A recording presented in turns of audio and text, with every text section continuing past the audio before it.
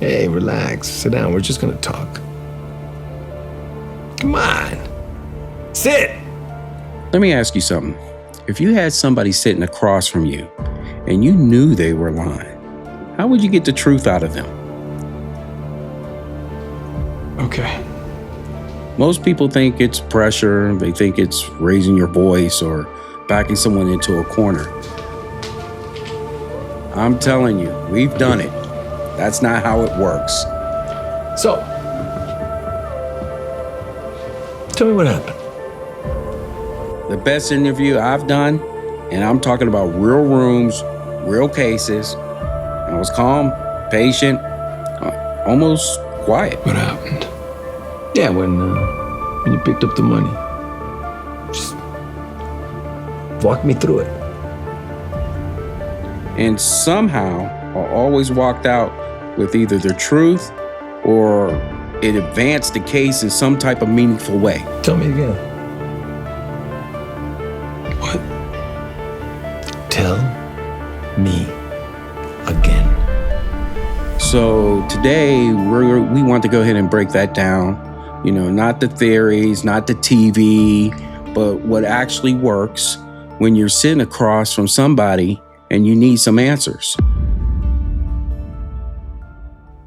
This is the Hill of Justice. I'm Jerome Hill, former officer and state investigator with me, former sheriff of Clayton County, Victor Hill. And before we even get into the techniques, you got to understand something first. Nobody just wakes up and says, yeah, let me confess today. That's what I'm going to do. That's not how people do that. I know, and that's certainly not how they're wired. What you're really doing is this. You're slowly putting them in a position where telling the truth feels easier than continuing the lie. That's it. That's all we're doing. You know, it's that simple. And everything we're about to walk through right now builds towards that.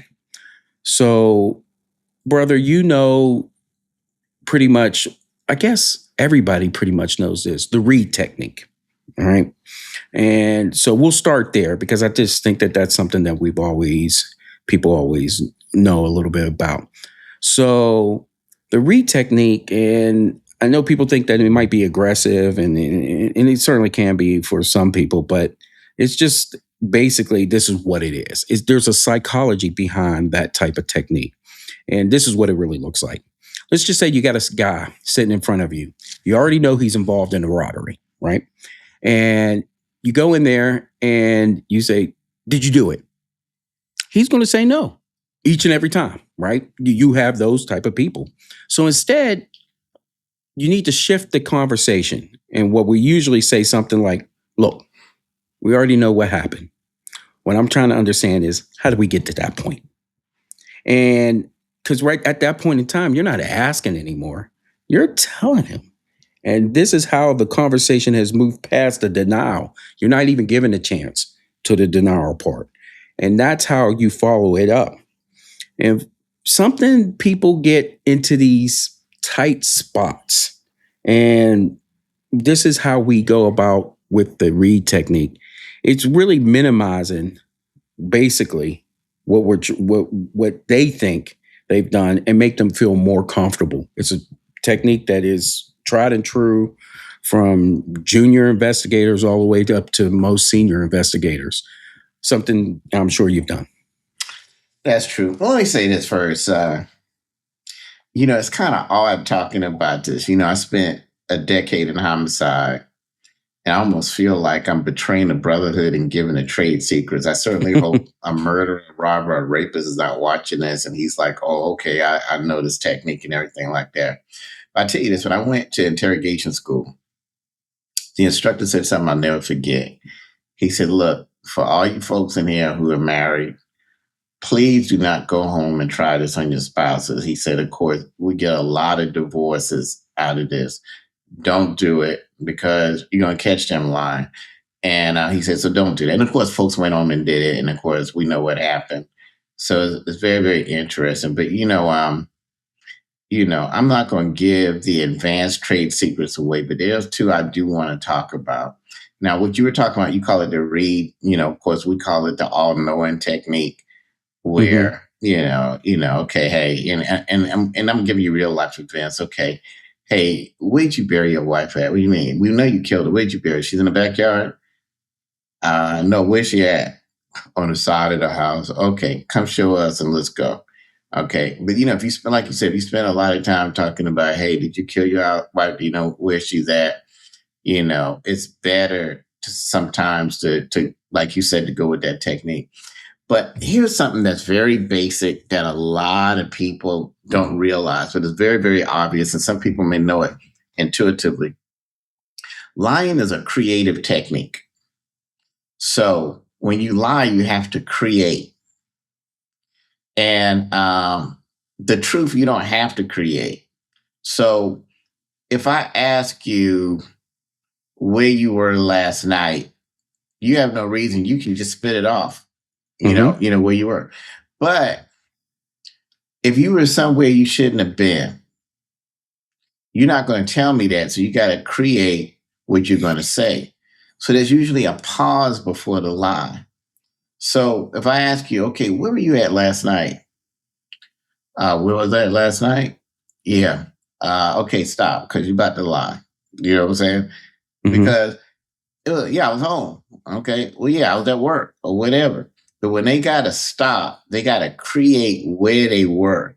Mm-hmm. So that pause is always, and like I said, I feel bad because, I hope nobody watching. I don't think we're giving giving trade secrets. Well, I just hope somebody's going to go ask their husband where you at last night, and it's going, you paused, you lying. You know what I'm saying? Right. So, right. Or vice versa, man. Well, there's more to it than that. Exactly, I mean, we're being, But, it's more to it, but the most effective stuff is often the most simplest. Mm-hmm. There's a reason there's a KISS principle. Mm-hmm. When you overcomplicate things, and of course, this, you were on a specialized unit, so entry techniques and stuff like that. And the most simplest weapons to use, you want the most reliable and simple to use under stress. You don't want nothing too complicated where you got to hit this switch, do something else.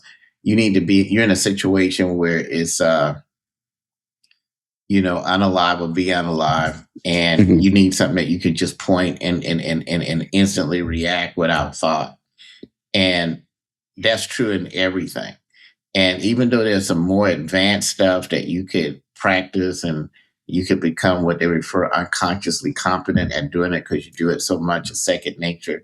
It's always the basics that work. That's true. Mm-hmm. And I don't care whether it's martial arts or whatever, like the famous martial arts saying is, I don't care about the 10,000 punches that you've learned.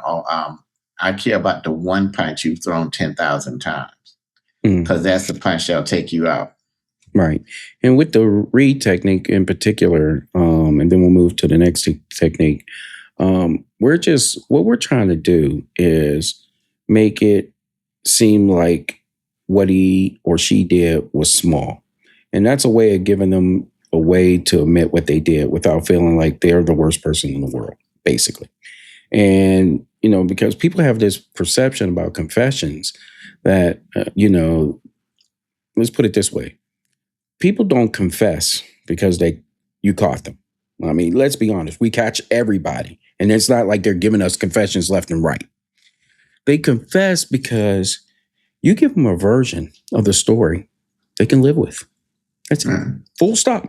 That's the difference. Well, and then let's remember this. There's a difference between a confession and an admission. And most people don't give a confession. They give admissions. A confession is when you tell everything. Yeah, I killed her. This is how I killed her. This is why I killed her.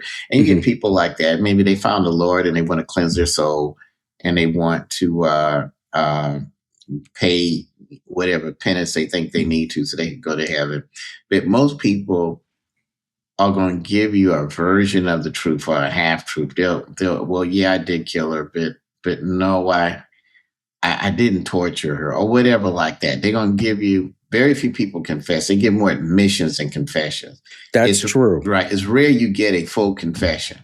Correct. And the times you do is either a lot of skill or that person has what we refer to in church as a contrite heart. Mm-hmm. So there you go. But Yeah, and that's true, right? Because the emissions part of it is a lot what we traffic in when we're interviewing people and interrogating them. They start feeding us details, and obviously all of it's getting incomplete in many instances, and we're just trying to put it and tie it together. Now you're getting the truth. You're trying to shape it. Some people try too hard, and when they try to shape it like that, that's when confessions start going into suppression hearings, because that's how these cases start falling apart, because they are really going too hard. Hey, guess what? This is not the full confession. This is a mission. We got to still do work and put in some time to put all the pieces together. And then the sad part is, we live in a world that's a web of lies. Okay, you got the suspect lying, but unfortunately, you got to watch law enforcement to make sure they're not lying. That's why videotaping confessions was the best thing to ever happen, because it used to be a time, and there were some agencies that we won't mention right now for political reasons, that were still not using video cameras to tape the confession. They were writing notes. Well, they write what they want to write. Or they'll say, yeah, he said this, and maybe they didn't say this. And then they used to call these reports 302s or whatever like that. The best confession is recorded, because that way nobody can say, hey, well, he took a telephone book and knocked me side the head, or he did whatever. You can see everything there. Any confession that you get that is not videotaped leaves a lot of questions. Now, one good thing, there was a time when we get the written confession. Okay, they actually write it and they sign it and you sign it. So it's in their own handwriting. But again, without that videotape, that story can change. The cop could be lying. No, I didn't coerce him. He did it with his own free will. And meanwhile, he was hitting him in the head with a telephone book. Or the person can tell the whole truth, and then when he gets with his attorney, they go to court and they lie and they make up an elaborate story. And yeah, he was hitting me in the head with a telephone book. That's why I was too afraid, so I didn't do whatever. So the best thing with these interviews is to videotape them to keep everybody honest, because unfortunately, it's a tangled web, because I don't know who's lying more, the suspects or the prosecutors. Right. Prosecutors will lie to get a conviction. And of course, the suspects will lie to get out of the conviction. And somewhere in the middle of that, someone needs to be King Solomon and split the baby. But we don't have a lot of King Solomons that wear robes. Now let's go the complete opposite direction. Sure. Because not every interview needs pressure. And so we got other approaches too. And you probably see me do this a couple of days ago when we were talking to Dee Dee Parker. And this one is almost uncomfortable for people who aren't used to it. And it's pretty much models off of the peace model. And this is what it looks like. You sit down, you just say, start from the beginning. Walk me through your day. And then you shut the heck up. Thank you. And no interruptions, no jumping in. Just let them talk. And it is amazing the things that people will say with that one technique. Right? To me, it's a king technique. Let me tell you this. I've worked with detectives, one in particular, great guy. I think he's gone on to be with the Father. But he was a talker, and he loved to hear himself talk, and he was entertaining. And I remember we were interviewing some guys for a robbery homicide, and he started talking, and he wouldn't stop talking.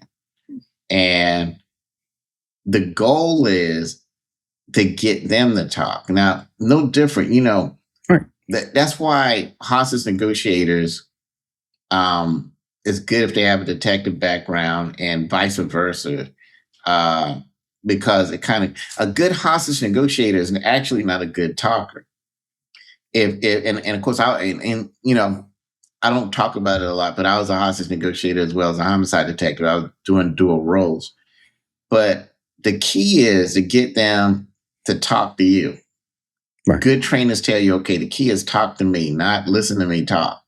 Because if they're talking, they're not shooting hostages, they're not doing anything. And if you can keep them talking, you can either get a resolution or maybe SWAT can sneak in and take care of the situation and be done with it. But A lot of officers don't realize that. They want to do the talking. You need them talking. Mhm. And you need to do more listening than talking. Right. Right. And the trigger there is silence, because people hate silence. Right. Those start filling in gaps you didn't even ask about. And while they're talking, you're building up a timeline in your head. What lines up, what doesn't, where the gaps are. So they're keeping that verbal vomit that we talk about. Exactly. And that is so gold. I can't even go ahead and explain it any less than that. It is tremendous gold. It is king, but there comes a time when you're silent and they're silent.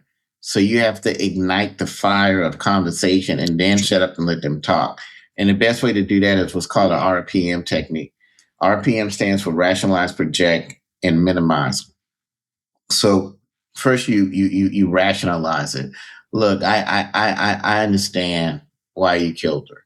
I'm not telling you I agree with it, but I understand. She took all your money. She was sleeping with the maintenance man. She caused you to lose your job. So I understand why it happened. And so you're rationalizing them, make it sound like, hey, listen, even though what you did was outrageous, I can rationalize it. I understand where you're coming from.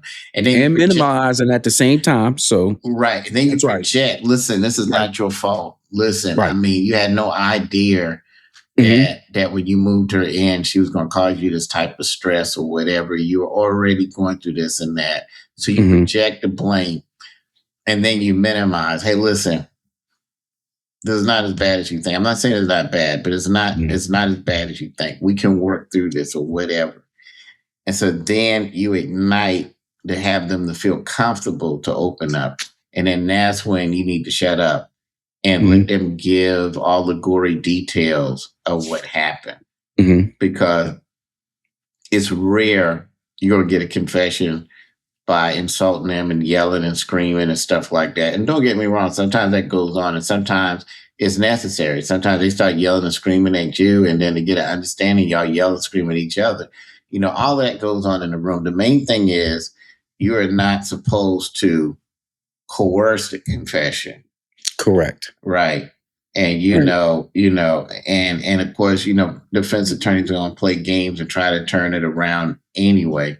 Right. Because again, we're dealing with a game where the truth no longer matters. The truth doesn't matter to the person that committed the crime. And we're seeing prosecutions, but obviously the truth doesn't matter to the prosecutors and nobody else. They're trying to get a crime or a conviction. And you'll be surprised what prosecutors and cops will do to make a case, even if it's not there. Ask me how I know. Yeah. Now we take everything that we just gathered, all the things that you just said, and all the things that I said, and we start applying pressure. This is what you can apply pressure. And it's pretty much what we call the strategic use of evidence. And for those, that acronym is SUE. Okay.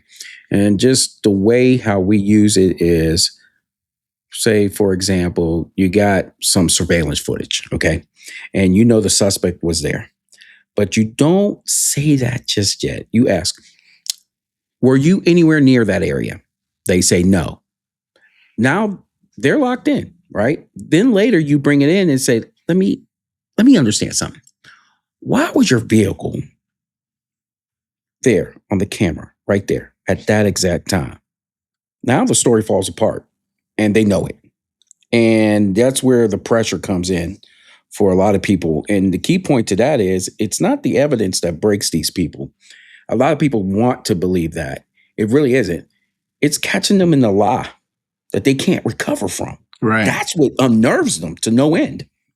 Right. And we use that continuously in interviews and interrogation. So let me tell you the gray area here. And I don't know if any new case laws come out on this or not, but talking about lying and liars or whatever, the courts have ruled that a detective can use deception to elicit the truth from a suspect that's being deceptive. Yep. Right. We can use reasonable subterfuge. Exactly. And I've done it before. Good example. We had a man go in a store and blow a store clerk's brains out. And this is, you know, this is back in the day because we're talking about video camera that's going to a VHS tape, right? Mm-hmm. Yeah. So we pull the tape. There's nothing on it. The camera's not even working. Mm-hmm. Well, we get a confidential informant who witnessed the murder, but you know, and everything he said, we knew he was telling the truth, and because it matched the crime scene.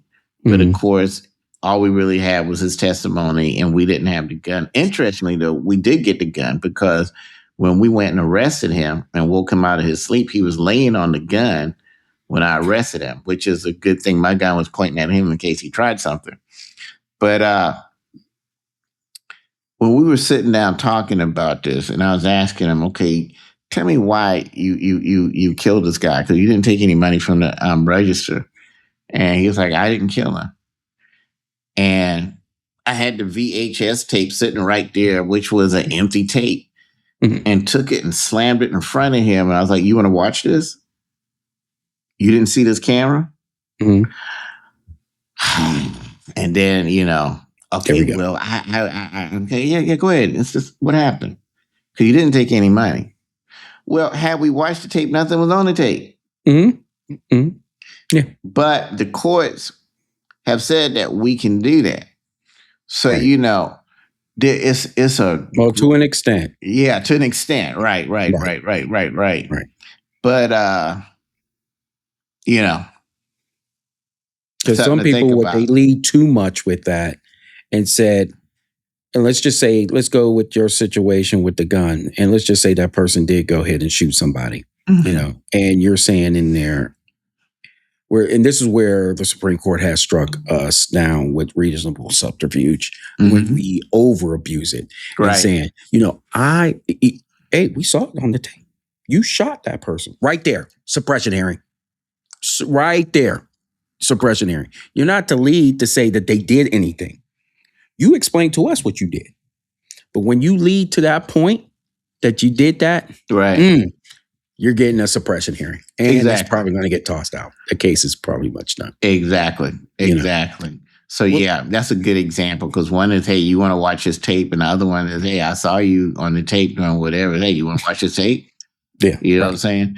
So, you know, at the end of the day, all of it has always been, in my opinion, a thin line. And maybe that's because of mother and grandmother, because, you know, growing up in such an environment where you're not supposed to tell any lie under any circumstance, you know, and then you're told, okay, it's okay to lie to these people in order to catch them killing someone. Well, where's the line at? I mean, because we've seen prosecutors lie and manufacture evidence and perjury in order to get convictions. So, you know, it makes you think. Yeah, it does. And let's shift this again and make this about witnesses, okay? Because we have to interview witnesses too. And you're dealing, you know, because of dealing with these witnesses, of course, we don't need to pressure them, but they need some help remembering. And this is where we get into cognitive interviewing. And this is how you would go about doing that instead. So, you know, instead of saying, was the car blue? Okay, let's go with that example. But was the car blue? You know, what you should be saying is, close your eyes for a second. Take yourself back there. What stands out to you first? Now you're letting them rebuild the moment, as opposed to, you know, was the car blue? So now you're leading them on that end of it with the witness. Exactly. You really shouldn't be doing that. The difference between leading and whatever. But, you know, I had a captain that was so open-minded. We had an old case that we were trying to get leads on, and there was one witness there, and the witness saw the car. It described the car and said, I looked at the tag, but I can't remember it. And he actually arranged for them for a hypnosis session. He said, let's try hypnosis, because sometimes people can do recall from that.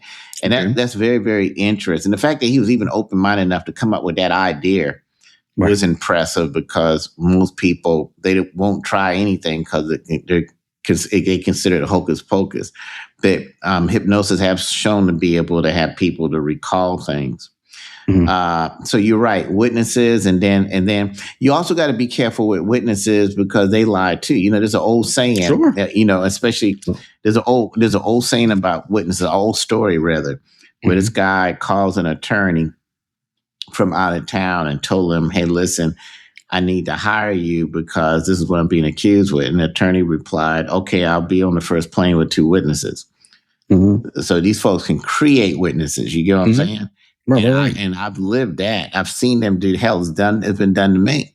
Right. So it's a very, very thin line. And if you don't have anybody in charge with an iron fist to enforce that, hey, we're not going to make up anything. If we got evidence, we do. If we don't have evidence, we have to let it go until either evidence comes up or they get caught committing another crime. But unfortunately, you have folks up there that they're willing to manufacture evidence, manufacture witnesses in order to get a conviction, and that's not right. Right. I saved this pretty much for last, and this one, when I'm about to talk about, this is where things get real. Because not every suspect is going to break under pressure. Exactly. Been there. Exactly. Some of them shut down. Some of them push back. And that's where we get into motivational interviewing. Instead of pushing harder, you probably need to go the other way. I can see people saying something like, "What's making this hard for you to talk about?" Now, you're not attacking. You're giving them some space. And what happens after that is they start talking about themselves, their situation, their fears, their side of it. And once people start talking about themselves, you're pretty much in. But this is, I think, the technique where a lot of people using a lot of motivational interviewing in that end of it. It's been my experience. I don't know how your experience was on that end of it. Yeah, and there's all types of way to motivate people. But I can tell you the last homicide I worked, it started as a whodunit until we got a suspect. And we really, there was a warrant out for his arrest for something, but we didn't have, some cases are made by confessions, which of course confessions is the best evidence if it's videotaped. I question if it's not videotaped. But anyway, we were talking, and he refused. And after it was over, I just said, "Listen, here's my card." Gave him, a pat on the shoulder. He said, "Listen, I understand." I said, "Listen, if you change your mind and you want to talk about this, you just give me a call and let me know, okay? No pressure." I walk away and to get something, and then hey, he wants to talk to you. I'm come back. Hey, what's going on? He said, "Yeah, I want to talk to you." Now he didn't give me a confession. He gave me more of a commission, an admission, meaning, I stabbed him, but the guy was trying to kill me. Well, that puts him at the crime scene. He admitted he stabbed him. That's not really what happened. Right. But he was like, "Yeah, I did stab him. I do want to talk about it or whatever." So it's one of those things. One thing I do want to say in conclusion, it's not just about suspects lying, but it's also about victims. Sometimes victims lie. And when you're, and if you're a good detective, you got to look into that. And probably one of the best things to do with victims. And I want to be real careful about this because, a lot of women have been mistreated when they report rape. And the reason they get mistreated is because there's a certain group of women who have reported false rapes.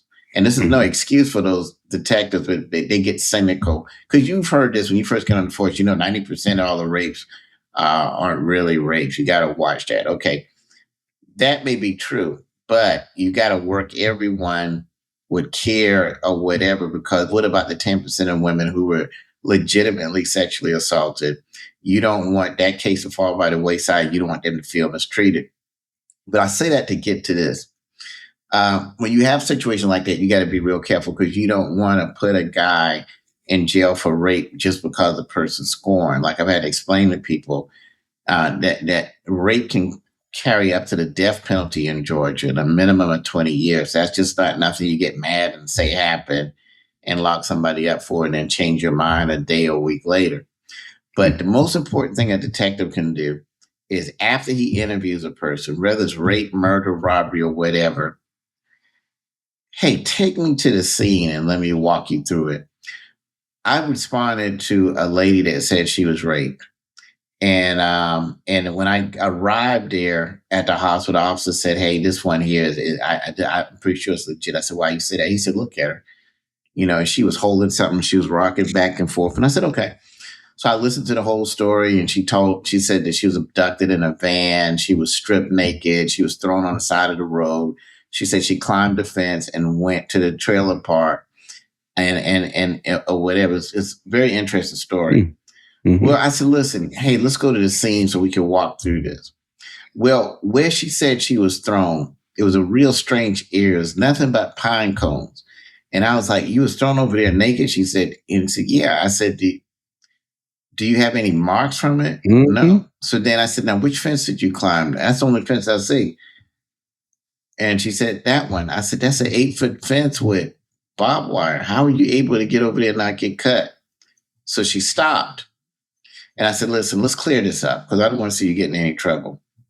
I said, "Tell me," and really what it was is she was out cheating, and then her boyfriend confronted her, and she needed an alibi because she didn't want to admit that that's what was going on. But the point of the matter is, if you don't go to the actual crime scene, you take their word for it. Okay, well, they stripped her, threw her out, and she climbed the fence. But when you get there, you realize, okay, this story is not consistent because what you're saying is not physically possible to do. So you always visit the crime scene. Mm-hmm. Always visit the crime scene. Correct. And you always match what their statement is to see if what they're saying, is it physically possible that could even happen? Yeah. And that's the best way to detect not just the victims, but even the suspect, because, you can catch them. But let me tell you something. There are people who confess to crimes they didn't do. Yeah, that's another situation too. Another odd situation. I mean, there's a documentary on Netflix with a guy. He was confessing to murders all over, and he was enjoying the attention he was getting, the cigarettes or whatever. And yeah, I'm a serial killer, and confessed to a whole bunch of murders he didn't even do. Mm-hmm. And then later, realized he put himself in a pickle and had to turn around and again, it's a tangled web of lies. And the sad part about it is, you think as a cop or as a law enforcement leader, you're just worried about whether the suspect is lying or not, or whether a victim is lying to pin something on a suspect. But, I constantly had to worry about the people who worked for me lying. I had a very, very strict policy. If you got caught lying in an investigation, you were done. Because at that point, if you would lie during an investigation with us, then that means you would get on a stand and lie on someone and possibly get them convicted. Right. So I never made any whims about that. You get caught lying, you're done. Right. Because that's how innocent people end up in prison on a lie. Does the truth prevail in the end? I always will believe that, but never underestimate the power of a lie. Right. Because there are a lot of people dead or in prison because of it. Right. So in closing, when you put all this together, and we're going to pull everything that we talked about, the interviews, the interrogation, and what you just lastly said, because I think that that's important too. This is where it actually looks like in real life. You start calm. You let them talk. You gather the information. But just like my brother just said, then you test it. You test it on both sides. You apply the pressure at the right time. And if you need to, you give them a way out. We do that in car chases. We do that in a whole bunch of things. You give them a way out. So I want to know from Hill Nation, what technique you feel is the best on this, and what would you use? Please don't use it on your spouse, like my brother said. Don't use it on your spouse. Don't use it on your coworkers. This is for informational purposes only. I know that it might be enticing, but we didn't give you everything, and we're not going to give you everything. But this is some of the summary stuff that we can talk about. And I think that, and we appreciate each and every one of you rocking with Hill of Justice and subscribing and liking and certainly commenting and sharing the information that we have here, because these conversations, even though they're surface level conversations, and we get into the meat and potatoes of this, they're very important. Brother, you have any last words? I think in conclusion, this is another show for another time. Remember, you can lie by omission as well as commission. And that's a whole nother 30-minute conversation we'll have one day. Yeah, and that's also how you can make cases too. People with omission. Case in point, I think you just heard about the David case where her fingers, 2 of her fingers, which had his tattoo of his name, they're gone. Fingers can't be found. So we'll talk about that later, though. All right. All right, brother. I appreciate everyone. See you later. This is the Hill of Justice.